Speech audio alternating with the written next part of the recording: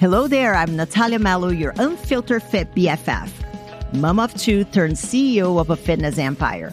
Someone who truly understands the struggles of trying to stay fit, sane, and sexy, all while juggling work, life, and motherhood. And this is the Unfiltered Fit Life podcast. Follow along wherever you're listening and join me weekly as I help busy working moms just like you simplify your fitness journey so you can lose fat, regain your confidence, and feel sexy AF. It's time to stop living in the what ifs and hiding from the cameras.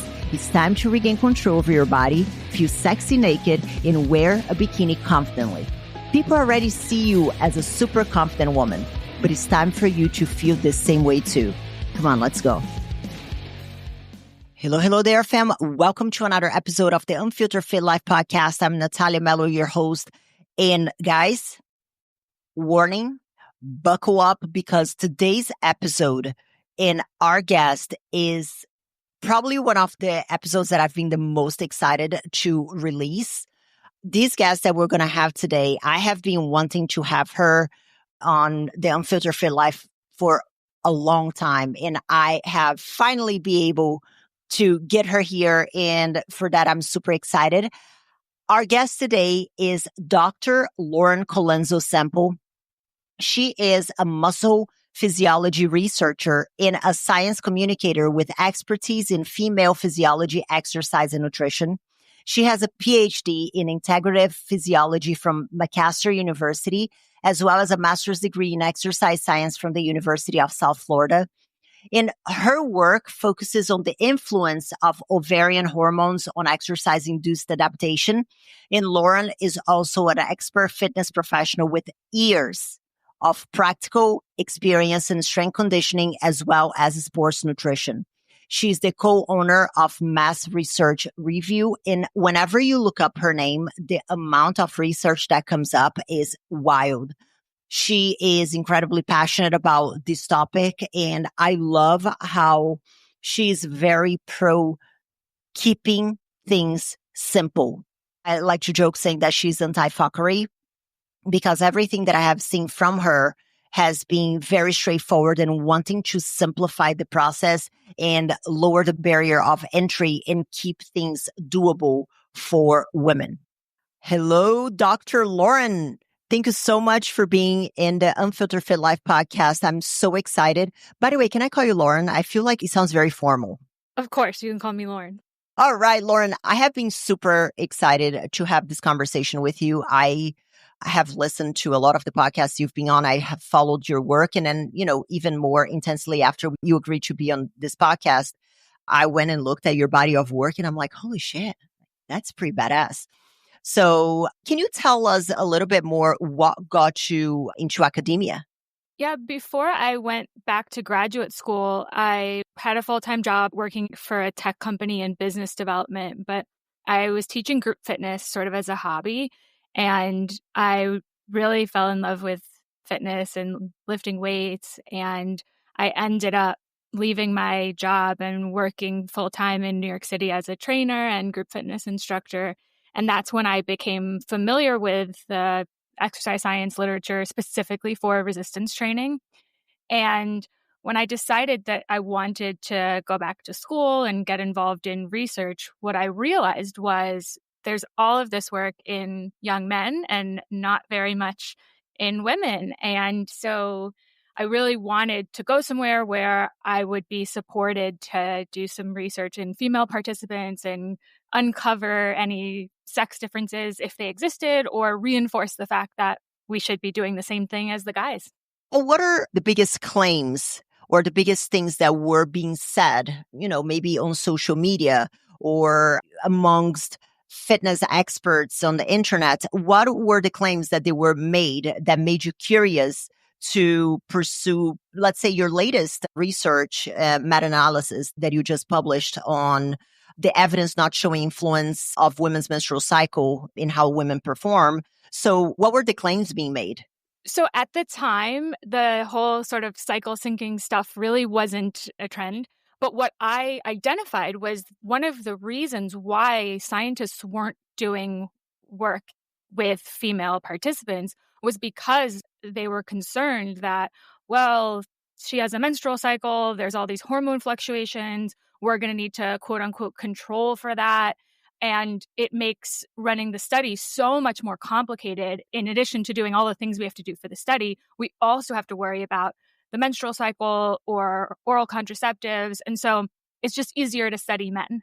Mm-hmm. And so I started to do this work, really diving into the ovarian hormones and what is their influence on muscle for two reasons. One, we know so much about the male sex hormones. We know testosterone and muscle. There's countless papers on that, but we don't know anywhere near as much about the ovarian hormones.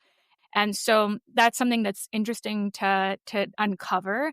And also, if there's a difference or if there's not, or if the menstrual cycle is influential or it's not, that can inform us to how we proceed with doing work in female participants and try to encourage more scientists to include them in their studies.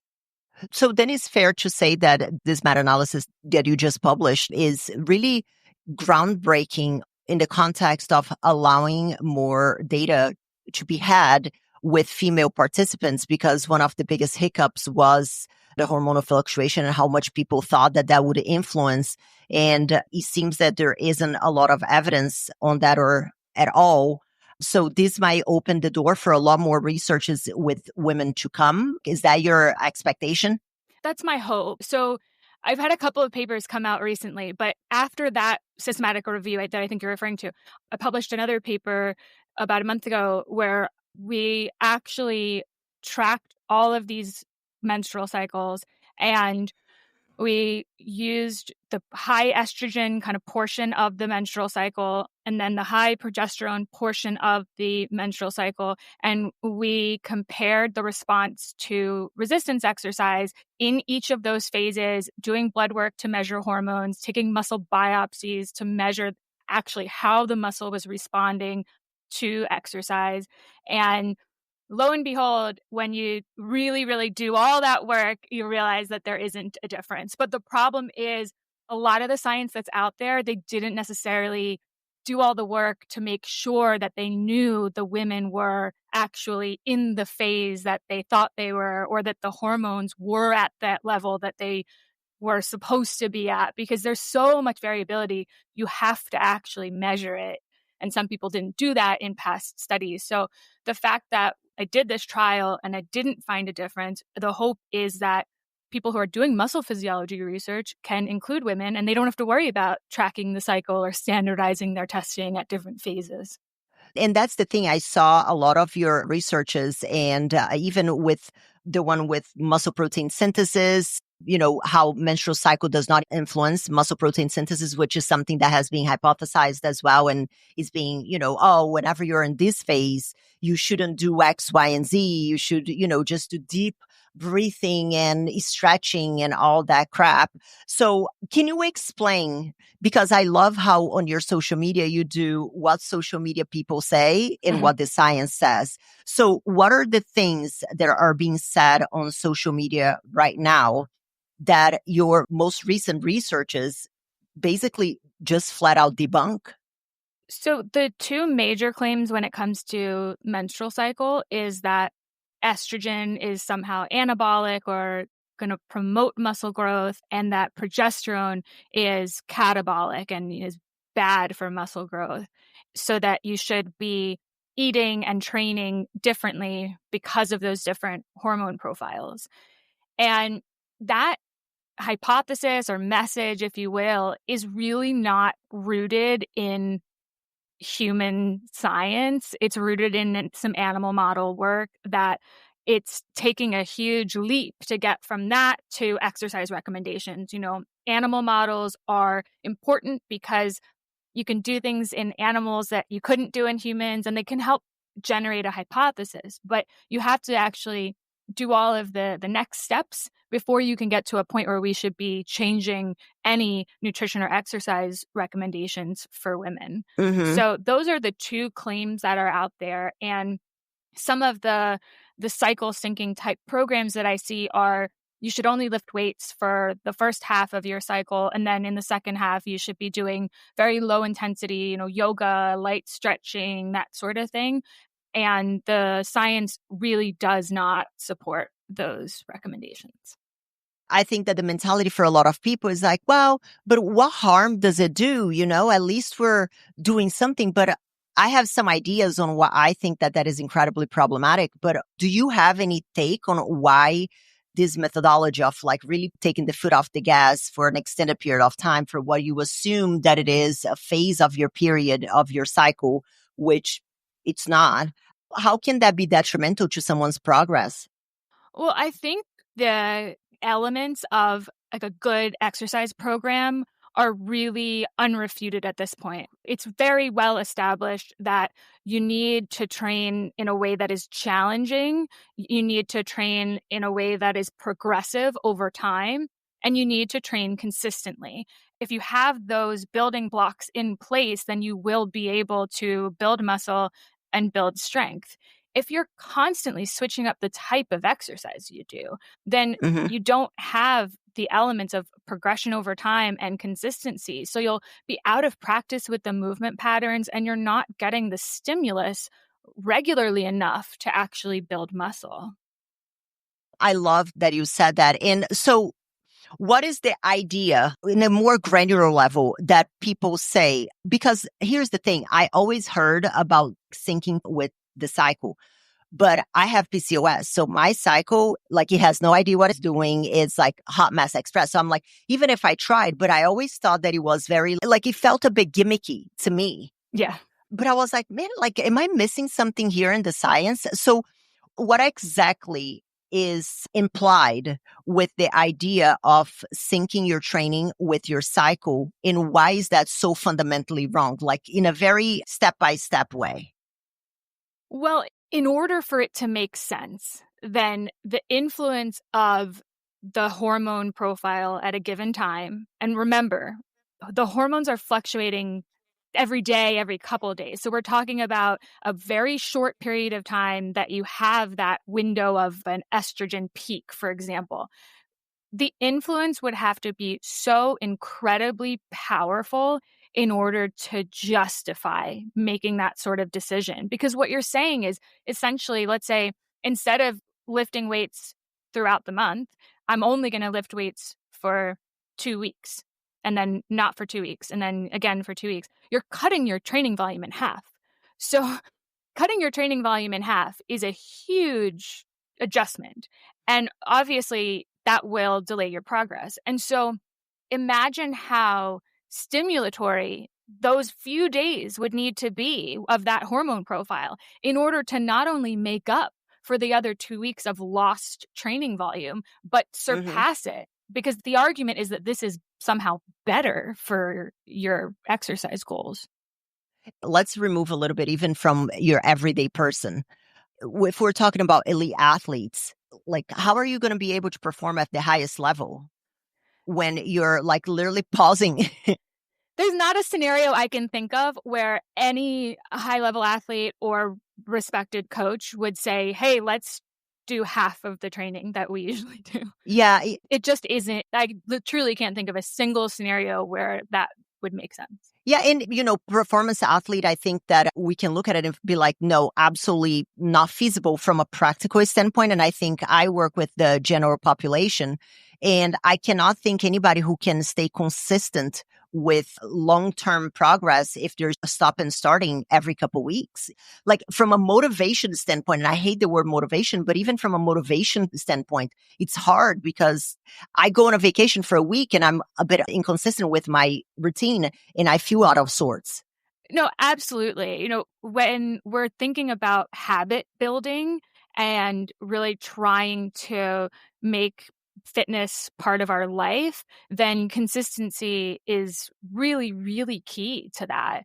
And I also just think if I do this thing for 2 weeks and then I start to feel like, oh yeah, this is feeling good. I'm feeling more comfortable. I feel like I'm maybe doing more than I could do last week. And then next week I have to start doing yoga. then I'm going to feel like, oh, well, I haven't done yoga since last month. And now I'm really out of practice with my yoga. So it's almost like you're constantly putting yourself in a situation where you feel kind of You're a beginner. exactly. Yeah. Like you're starting over again. And it's so funny. I can see how passionate you're about this because in the beginning of the conversation, you're like very chill. And then whenever I talked about how nonsensical this is, you're like, yes. And I love the passion. I love it. And you can really be seen with the pattern of your work, how passionate you are about the topic, because even as you're looking at the literature that you have published, you can see that is slowly getting more and more granular. So basically what you're saying is that all the platforms and, the AI thing that is promising all these incredible workouts that are going to change your life, and even people thinking their work. Oh, whenever you are on this phase, you have meetings. And whenever you are on that phase, that is your creative. I'm like, I don't know, man. Some days I just wake up and I'm creative and I get to work. Like that's how I operate. So you're saying that all this is bullshit? One of the reasons that I am really passionate about it and that it bothers me, frankly, is because I just feel like so much of this messaging is doing such a disservice to women. It's overcomplicating not only fitness, not only nutrition, but so many aspects of our lives. And that's setting us back instead of moving us forward. Oh my God, I want to give you a hug right now. If you guys could see, my arms are flopping because this has been one of the biggest things that I have talked about on my platform is like, you stop overcomplicating what does not need to be complicated. Because I literally was just on a call with somebody who went to this person and then they were like, oh, and then you have to do this like functional kind of testing. And it was like basically a load of shit. Then she just felt stuck, incompetent, and like a failure. And it was just impractical and unnecessarily complicated. And I'm seeing this a lot. And what you end up with is people focusing on the 5% that might or might not move the needle because everything's so complicated instead of focusing on the 95% that is actually going to drive results, which is the consistency of workout that is properly planned and all of that. Absolutely. And unfortunately, there are so many people on social media with large platforms and credentials that, make them seem trustworthy that are really preying on this vulnerability and on women who are trying to do everything right or feeling like their bodies are changing during the transition through menopause. And you get to a point where they're spending all of this money on supplements that are either a waste or potentially harmful at worst, and missing the big key building blocks here, which are resistance training and proper nutrition. Oh my God. This is literally like so aligned with what I've been saying. And the funny thing is that there wasn't a lot of science to back it up because I feel like everybody who is in the science space is trying to become even more and more complicated to make themselves sound smart. And I'm like, can we just bring things down a notch, dumb it down so they can understand, like, are we going to split hairs over which angle you're going to bring your elbow towards your rib when you're doing a pull down? Does that make that much of a difference? Am I going to be timing the exact second that I'm on my luteal phase in order for me to just do it when you can? Yeah. And I think anyone who is putting out the message that, oh, if you're doing exercise this way, then it's bad, or you shouldn't be exercising that way because it's not optimized for your age group or your hormone status or what have you, it again is making things overly complicated and also putting up more barriers for people to enter the fitness space. We want more people exercising. That's the problem. It's not that everybody's exercising and they're doing it wrong. It's that nowhere near enough people are exercising at all. Oh, I love this. And even with the extrapolated hypothesis of the pseudo researches that your meta-analysis just looked at and they were like, crap, crap, crap. So one thing that blows my mind is, like I said in the beginning, I have PCOS and 65% of the population is on birth control. And then you have another bunch of people who are perimenopausal or menopausal, which is also going to mess up their cycle if they're perimenopausal. So how do we end up in a place where people are so laser focused on a cycle that is almost like not applicable. You see what I'm saying? Yes. Because being on birth control is also going to impact the phases of the cycle.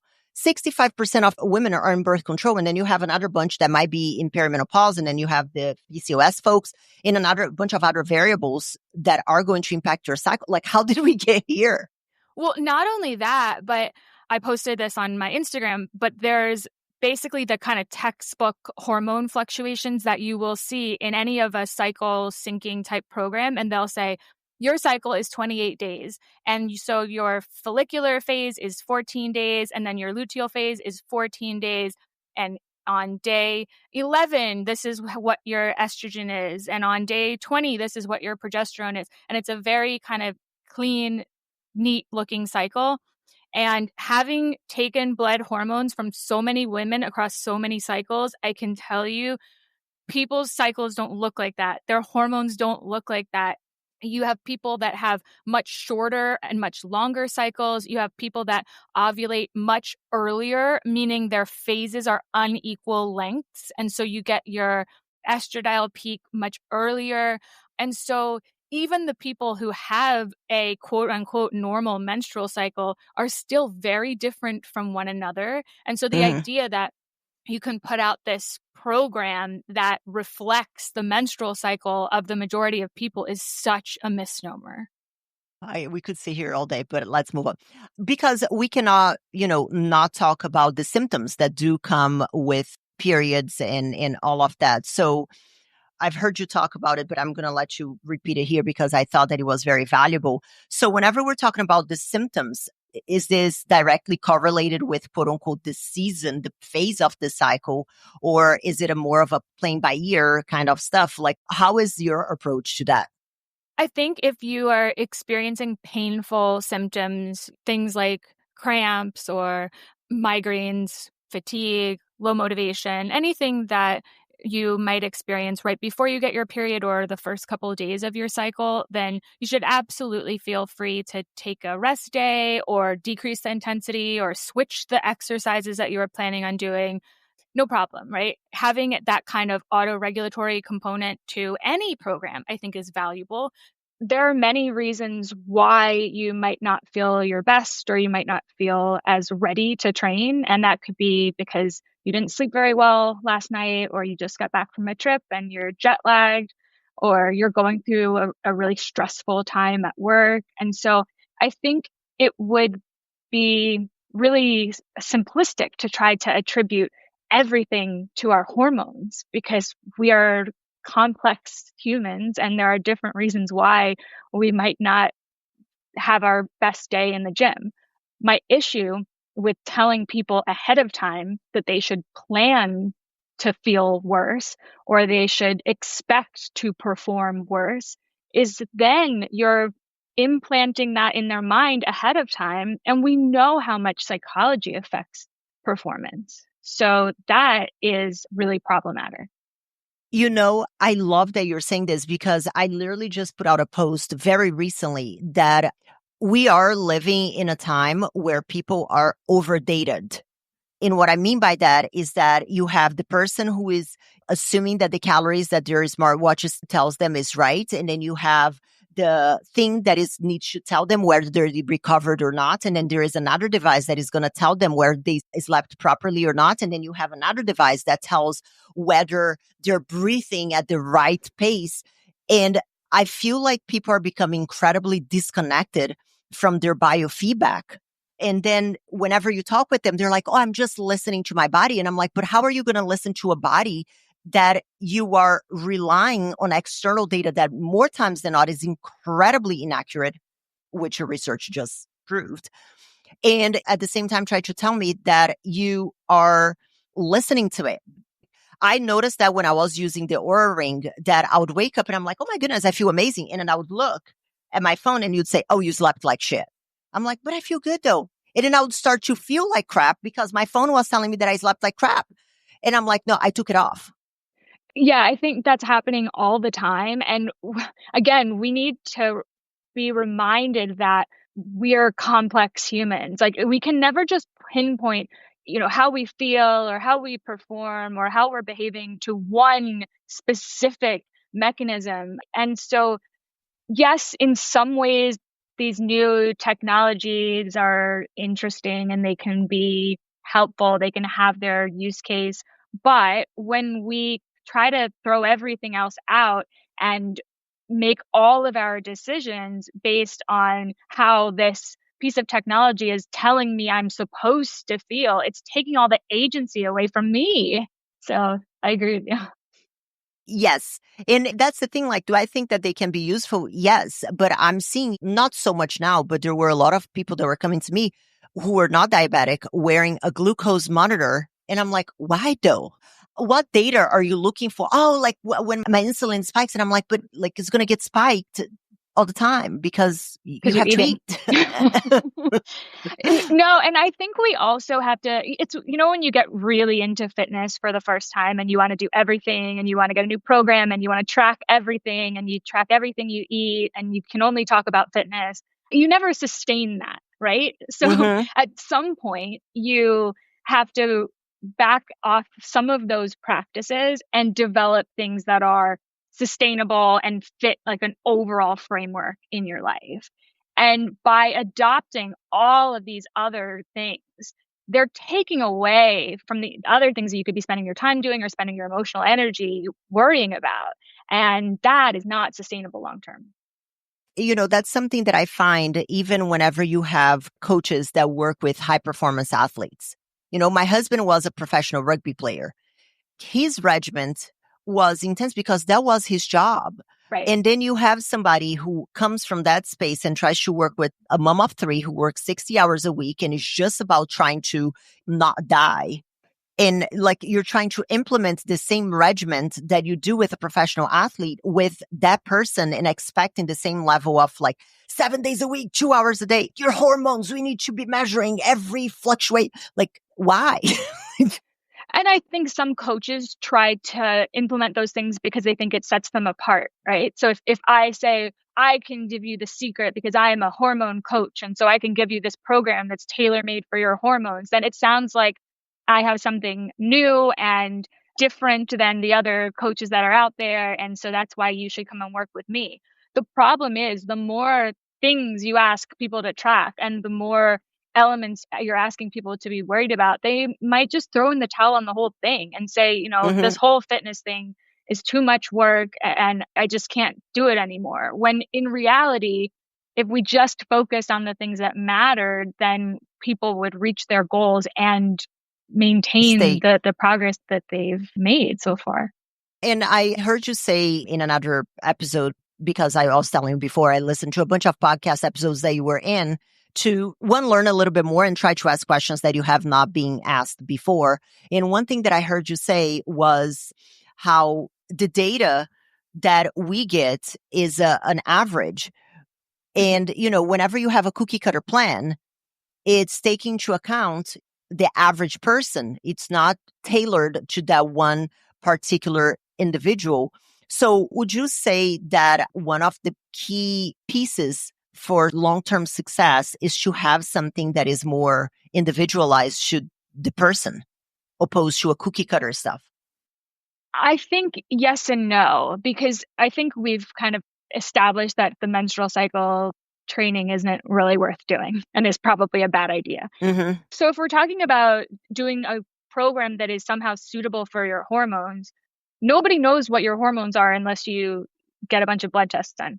Otherwise, you're just making an assumption. No one knows when your ovulating is and therefore what phase you're in unless you do ovulation tests. And very few people are doing those on a regular basis. And I'm not encouraging you to. But I'm just saying implementing that stuff when you don't actually have the information, it becomes even sillier.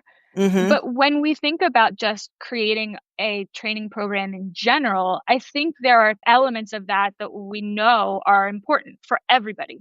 Yeah. And then we take those and then we make some adjustments that are going to be individualized. Like if you tell me I hate Bulgarian split squats, I'm not going to put them in your program. Yeah. If you tell me I can only go to the gym for 30 minutes, then I'm not going to give you an hour workout. So I think those kinds of things are important for individualization. That's exactly what I meant, because you see these 6-week programs that focus on your hormones and you also have to go to the gym 6 days a week for 2 hours. Right. you're not going to be able to stick with it. And I feel like it leaves people feeling like a failure, like they feel like they suck because they can't stick with it. Absolutely. And I think that if you're a good coach and you start working with a client, then the basic initial questions should be trying to give them something that is going to be attainable and sustainable. And so if you throw out this program that they will never be able to fit within the context of their overall lifestyle and work obligations, etc., then you're not helping them. Yeah. So, Lauren, this is a burning question that I have because obviously not in academia. I have a counselor on my team. I have a registered dietitian on my team because I very much like to stay within my scope of work. Yeah. But I do like to look at researches, and I feel like a lot of people are having more access to research papers, which is great. Information is becoming more readily available. And I feel like researchers like yourself are becoming much better at explaining the information in a way that the general public can understand. But the other part of that is that we can basically find researchers to refute basically anything that we want, like, oh, hydrogen, water, whatever next bullshit's being talked about. So what should a layperson, like, walk me through as someone who has never done a research, who's not a PhD, what should a layperson look for when trying to spot a bullshit paper or one that is legitimately reliable? Give us the cheat sheet. Well, yeah, I think this is a really interesting time because there are so many people online who are putting, PubMed citations in everything that they are posting and kind of making claims that seem science-based because, they're referencing a study. And so it can be really difficult to know who is appropriately using that reference and did that study really say what this person is claiming. And the thing about science is that it builds on the science that came before it. And so we can never look at a single paper and say, we've got it, we've solved the problem, we know, because that's why we call it a body of literature. We have to do many, many studies and then look at them collectively in order to draw a stronger conclusion and in order to develop recommendations. So I think if you are looking for a scientist or a physician or somebody who is communicating science and you're thinking, I wonder if that's a trustworthy person to follow, then some of the things that you want to look out for are whether they are speaking in absolutes or whether they are speaking with some nuance, because somebody who is truly science-based will never say, we know this. You have a problem, I can fix it, and here is the solution. It's always more nuanced than that. We will always admit what we do and do not know, and we will always be open-minded to changing that opinion as more data comes out. So, unfortunately, there are some people that are kind of using science to sell supplements or to sell a program, or that is not necessarily truly evidence-based, but they're kind of using the science to sell something. And those people typically won't engage with other scientists or physicians in the comments. They might block other people who question what they have to say. And they might cherry pick a single study in order to support their recommendation. This happened recently with somebody online. They cited a pilot study to say all women should be on low dose testosterone after menopause, or your muscles will deteriorate and your bones will crumble. Now, the researcher who did this work came into her comments and said, hey, that was a pilot study. We followed that up with these clinical trials, and we didn't see that finding. So you're taking this out of context in order to deliver this message that is actually not supported by the science. So that's sort of an unfortunate reality of what's going on social media in the science communication space. What is a pilot study? Talk to us like we're five. A pilot study usually is looking at kind of the feasibility of doing a bigger trial. So let's say I have a question that I want to answer and I'm going to do it in a small group, like maybe it's 10 people, 20 people, and we get some preliminary results and we tweak the methods and figure out how long this thing takes and how much we need for that. And then we can move on and do the bigger study on 100 people or 200 people. So the pilot is kind of good proof of concept, like iron out any of the tweaks so that you can move on to the next thing. And so it's sort of the same thing what I was saying before about not taking an animal study to make recommendations. Like we need to look at the animal model and then say, I wonder if this would work in humans. And then we go and we do a small preliminary study in a small group of humans. And then we move on to a larger group of humans. And then maybe we move on to look at different age groups or different sexes. Mm-hmm. But that's why science is a long and slow process, because we never know just from a single study. And we can't make that assumption that anything that's going on in the animal model is going to work for the humans.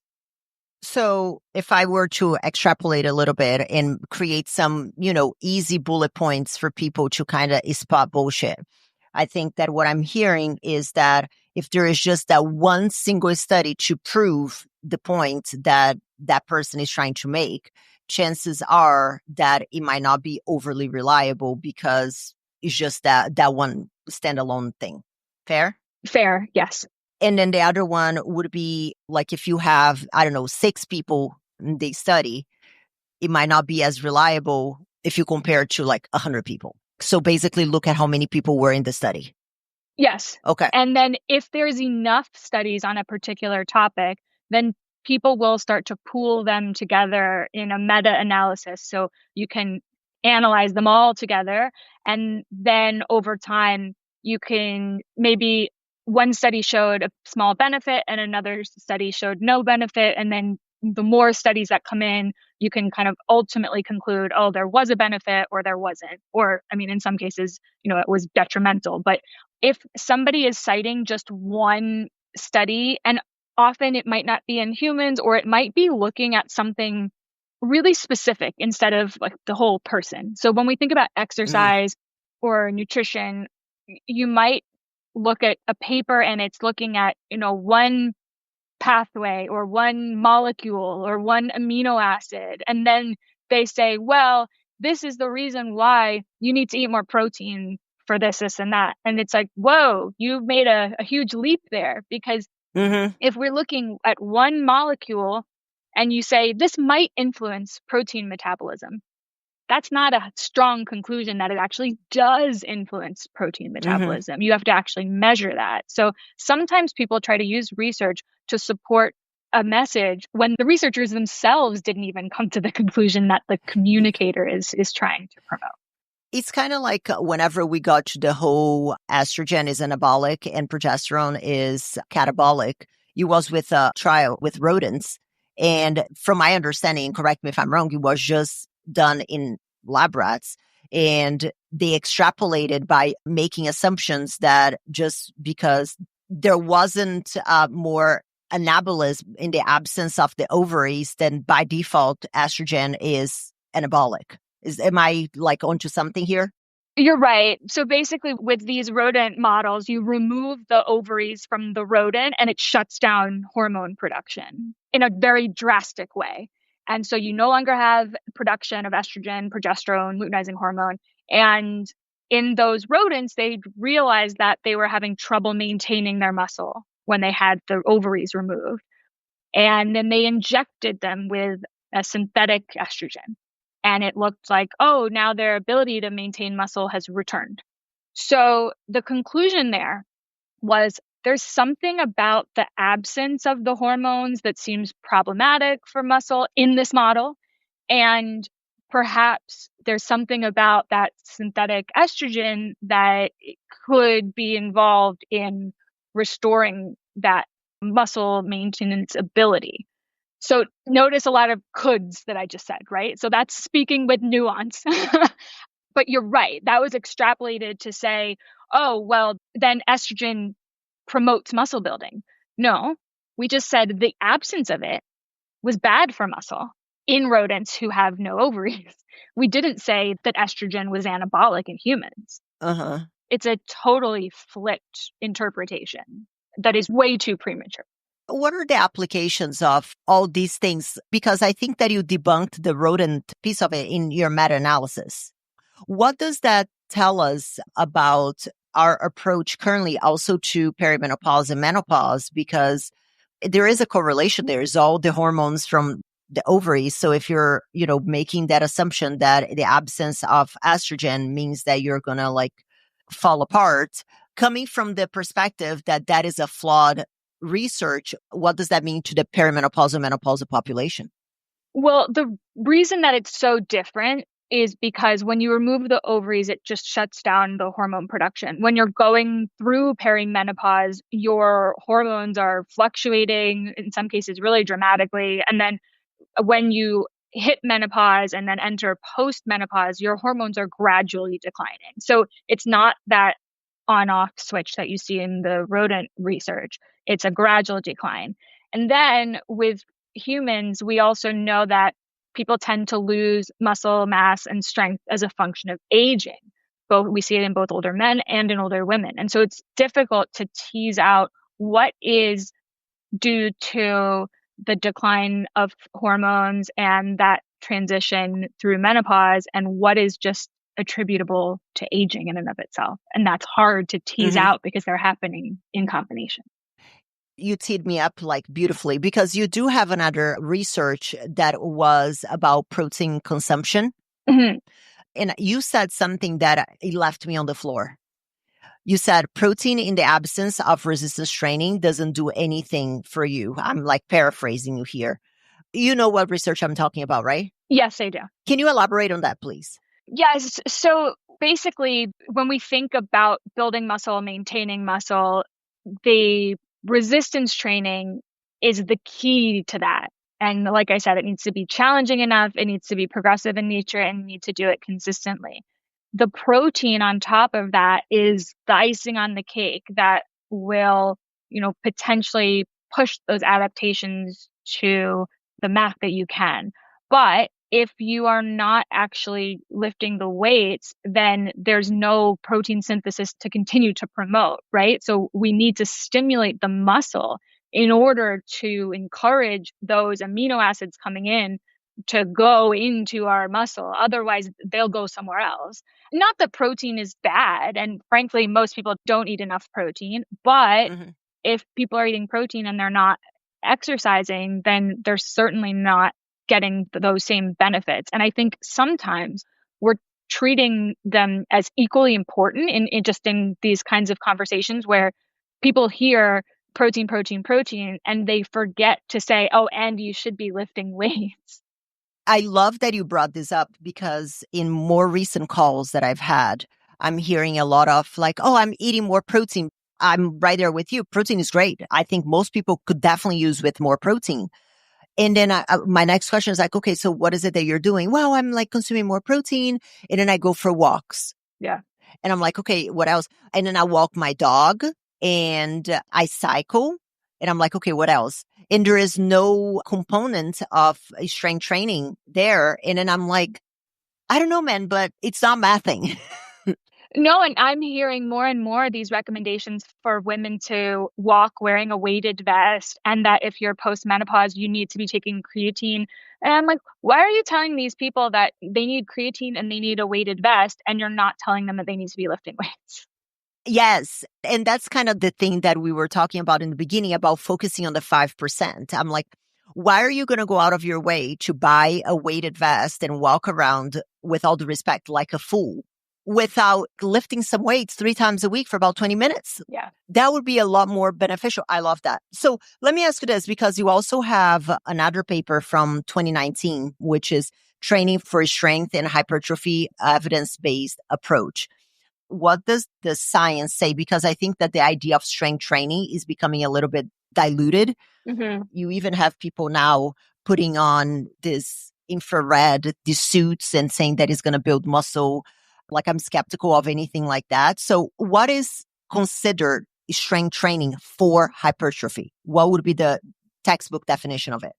The biggest thing for hypertrophy is that you're doing enough volume with a sufficient amount of effort. So one thing that we have sort of changed as a scientific community in terms of the model that we're looking at is this idea that there'd be like a strength zone and a hypertrophy zone and an endurance zone when it comes to lifting weights. There's more and more and more research that is pretty definitive at this point that shows you can lift weights in a variety of rep ranges and still build muscle as long as it's challenging. So if you're doing, a set of 25 repetitions, but you're going to failure, then you can still build muscle.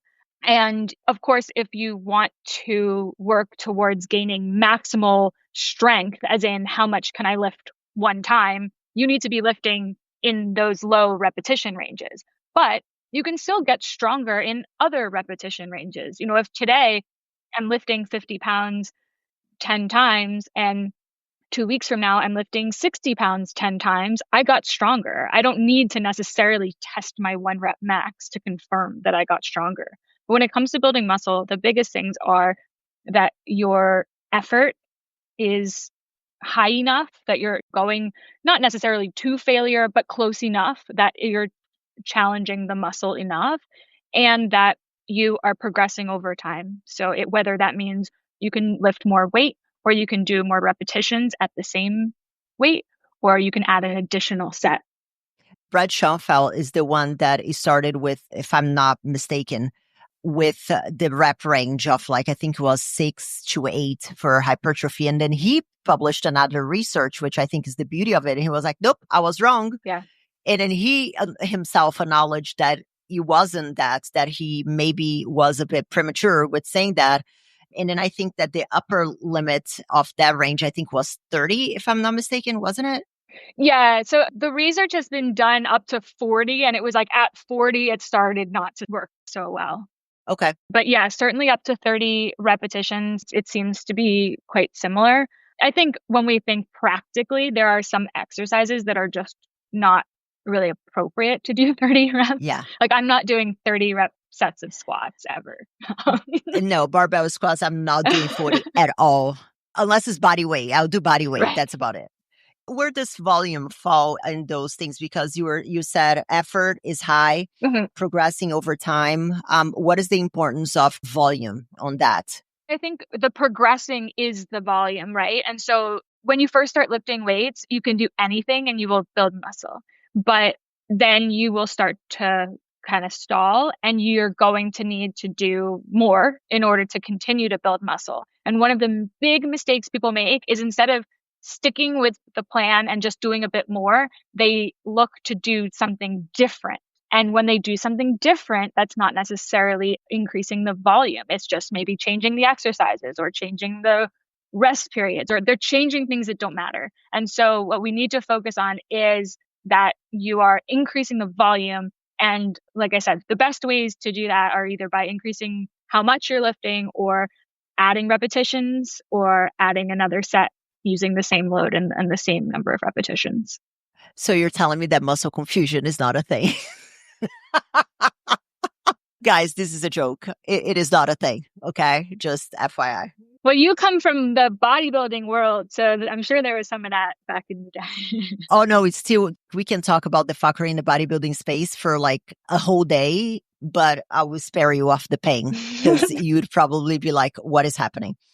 What I'm hearing is that is continuing to do kind of the same thing for an extended period of time in order for you to be able to track your progress and to apply progressive overload, be that with more reps, more load. Where does the format of bootcamp fall for someone with the goal of muscle hypertrophy? Because it is something that is constantly changing. I have very strong opinions, but I'm not going to share until you share yours. You mean boot camp, like a group fitness style, yeah, station-based class? Yeah. And again, I will always celebrate people who want to move. I'll take that over somebody sitting on the couch. What we're talking about here is more for those that have specificity on the outcome. So if somebody comes and they're like, oh, I want to build muscle and look toned, and I'm doing 3 or 4 bootcamp classes like Orange Theory, F45, or whatever, name it is. Does this fall in the hypertrophy training category?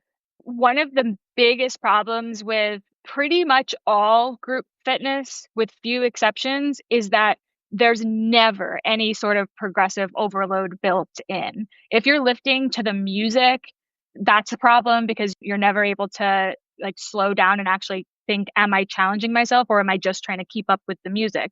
If you're doing repetitions for time, same problem. You're focused on, oh, how many can I do in 60 seconds and not how many can I do with good form and can I do more than I did last week? So it's really suboptimal for building muscle because it's not built to challenge you appropriately and it's not built to progress appropriately. So you kind of end up going and doing something that feels hard because they intersperse it with like jumping up and down and burpees, but it's really counterintuitive because you could probably do like an efficient resistance training session and it wouldn't even feel as hard. Guys, we did not talk about this before because just FYI, Lauren, I don't know if you follow my content. I do think that there is value from the community aspect of like the group training and things like that. But I am tired. My face is turning blue from speaking with people who are like, I want to build this like big toned muscles and I want to look lean. And I'm going through like Orange Theory 4 times a week. And I'm like, you're not going to get there. And then people think I'm hating it. I'm like, no, it just doesn't work. It's not designed for that. I mean, and you also think a lot of the group fitness classes, like you rarely get a good back exercise in a group fitness class. You never get a good glute exercise in a group fitness class. You're not doing any like lateral raises in a group fitness class. So, you know, a lot of these elements of physique that people are wanting to build or optimize, you're not getting that out of that format because it's not designed for it. One other thing that I talk a lot about, like group classes, is that there is no specificity on outcome. You're going to have Joe Schmo that wants to get rid of the beer belly. And then you have Jane who is getting ready for her 5K and wants to lose 10 pounds. And then you have Kate who wants to have a 6-pack. Yeah. And you have all these people doing the same thing. That and a lot of what group fitness instructors kind of come in thinking they need to do is I need to make this feel hard and I need to make people sweat, because if it doesn't feel hard and they're not sweating, then, you know, I didn't do my job. And there's a lot of things that you can do that feel hard, like a bar class, for example. You know, if I hold my arm out with a 1 pound weight for long enough, like, yeah, my shoulder is going to start to burn. Am I building muscle? No. And so you have to think about, just because something is hard doesn't mean it's productive. And there have been a lot of times that I've gotten phenomenal workouts and, you know, it was close to failure, but I was fine. I wasn't in pain. I didn't really break a sweat. Yes. What is next for you? Because I see that your like research is boom, boom, boom, boom, boom. So what are you working on now? Can you talk about it? Are you allowed? I'm shifting a bit more into more science communication because I feel like that space is really lacking right now for women. I feel like we need more people to call out the bullshit and amplify the science because there's a lot of bullshit out there. So I'm trying to be more vocal. I'm in the space to try to get good information out there. I write a monthly research review with some other scientists that's called Mass, and we kind of break down the latest exercise and nutrition research for the layperson or the coach or the fitness enthusiast to understand. And I'm also focusing more on the kind of perimenopause, post-menopause population, because I think that is an area that we really need to do some good research in, because it's very complex and there's a lot of unanswered questions when it comes to body composition and muscle. Talk to me about that. What would be the starting point for you to start to get the answers? Because like, for example, with your research, you know, basically refuting the hormone fluctuation has opened doors for more women to be included in more researches around strength, training, hypertrophy, and all that jazz. So what would be your first line of attack with perimenopause and menopause to create a solid foundation and take from there? What is the first question that need answered in your opinion?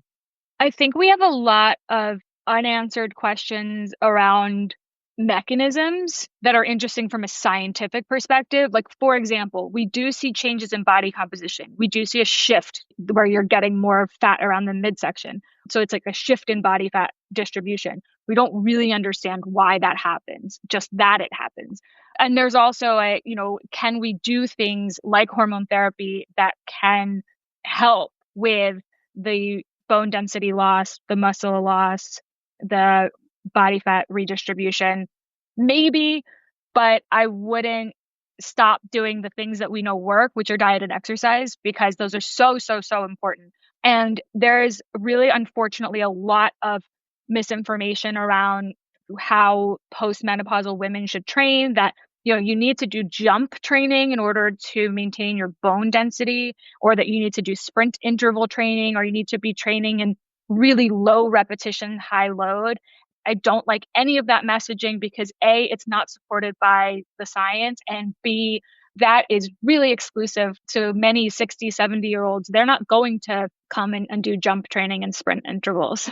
Because you also need to take into account other things as well, because we don't live in a vacuum. Let's hypothesize that, yes, jumping and sprinting is the best solution. From a practical standpoint, a lot of these women are probably also experiencing pelvic floor issues, meaning that there is the layer of shame associated with jumping around like a crazy person and peeing yourself, which is real in that demographic. Yeah. So you have limitations of applicability of these techniques because you're forgetting to think about the person as a whole.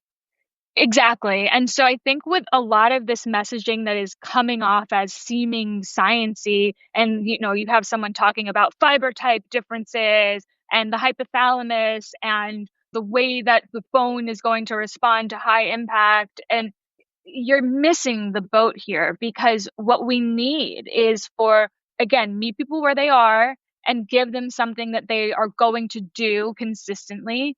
And if we know anything, it's that lifting weights as you age is so beneficial to maintain your muscle, to build muscle, to maintain physical function. And it's never too late to start. There are people who start lifting weights in their 80s, they still put on some muscle. So by telling people that they need to do sprint intervals and jumping up and down, which frankly are things I'm not going to do. And I know that my mom, who is 70, isn't going to do it either. Yep. And the injury risk associated with those could also have somebody out of the gym for months at a time. So that's not a win. We need to be practical. We need to have an element of common sense here. And we need to go after the big picture, important things instead of trying to make mechanism apply to real life humans. Oh my God. I'm going to have whiplash from like all the nodding that I'm doing, because I wish there were more quote unquote science people on the internet that are trying to overcomplicate things. And with all due respect, a lot of them are my friends, and I'll attend stuff that they're doing, presentations. And I've been in the fitness space for 27 years, and I have no idea what half the shit they're talking about is. Yeah. And everybody's nodding like, oh yeah, so smart. And I'm like, none of y'all has any clue what they're saying, because he just said a load of crap that nobody knows what it is, but just to sound smart. Somehow the solution, again, is to make things more complicated by adding in extra things that you need to do. Recently I've seen that the pre and post workout nutrition is somehow now different for women. The anabolic window is back. Women need protein pre-workout and 30 minutes post-workout. That's the message. I thought we had closed the door on the anabolic window with Alan Aragon's research a long time ago, but here we are. It's made a comeback, but only for women. Oh, okay. So it's being gender specific now. Yes, because we just want to pile on, while we're going with the menstrual cycle stuff. P.S. You need protein before you work out and immediately after you work out. The other thing that I'm seeing as well in a practical sense is that I would speak with somebody that has been stuck, is menopausal, perimenopause, being stuck forever. And they're like, I just started HRT and it's going to solve all my problems. So I'm going to wait and see what happens. And that is the thing that drives me crazy. Are there benefits to HRT? I'm sure there are, but they are not going to solve all the problems without the fundamentals of strength training and proper and adequate nutrition. And you have all these women that are waiting the amount of time for the HRT to kick in that they could be doing something proactively and having agency, and they're not. 100%. And, really, menopause hormone therapy is really effective to treat symptoms. That's what it's widely approved for. It is not widely approved for maintaining muscle or bone density or fat loss at all, or cognitive function or any of these other things that you see. All of those are being studied, but there's no evidence that would say, oh, this is a reason why we should give it to people. So people are on it, and then they're thinking they're going to get these possible benefits. But again, if you don't have the basic behaviors that we know are going to work, then you won't reach those goals for sure. Because what we know is, yes, this hormone therapy can work to reduce your symptoms. And if the symptoms are so bad that it's preventing you from feeling motivated to go to the gym or feeling comfortable enough to go to the gym, then I think that's great. We want to reduce the symptoms so that you can train. But if you're saying, oh, I'm just going to take hormones or take supplements in lieu of training and paying attention to your diet, then you're really, again, missing the forest for the trees, because often people change post-menopause because there's other lifestyle factors that are inadvertently reducing how much activity they have or their diet. And they don't realize it. But when you really start paying attention, then you think, oh, I'm not as active as I used to be. Oh, I'm not eating the same way I used to be.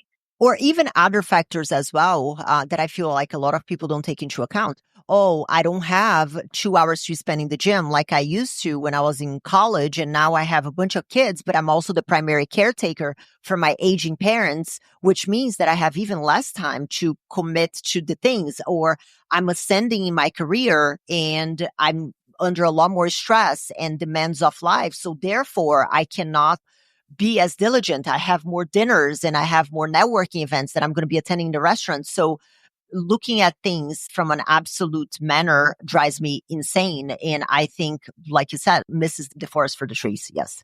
Yeah. And I think that it's easy to lie to ourselves and say, I'm doing exactly the same thing as I used to do, but we're probably not. And that's okay, right? We go through phases of life, and sometimes your fitness isn't your number one priority, and that's okay. It can take a backseat to other goals, as you progress through life, provided that it's still there somewhere in the background. Yeah. Yeah, it's about the consistency. Lauren, thank you so much for this conversation. I think we need more of that. Thank you. And where can people find you? Thank you so much for having me. It was such a great chat. I'm on Instagram at Dr. Lauren CS1. Perfect. Go check her profile out, guys. Very informative. And I love how you do here's what people are saying. Here's what the science says. It's very black and white and straightforward, easy to digest. And I think that that's what people need to see. So hopefully we can remove, not all, I don't think we're going to be able to remove all, but most of the fuckery on social media, and to help people stop wasting money on stuff that is irrelevant. We'll keep fighting the good fight. We're going to stay there. Thank you so much. Thanks. Thank you so much for tuning in this week. But let me ask you, what was your aha moment in today's episode? I would love to know. You can leave me a comment at the link in the show description. You can also follow me on social media, Instagram. Links are down below as well. And let me know what topics you want to hear more about or who I should have on the show. This is it for today, guys. I'll see you back next week for another episode of the Unfiltered Fit Life podcast.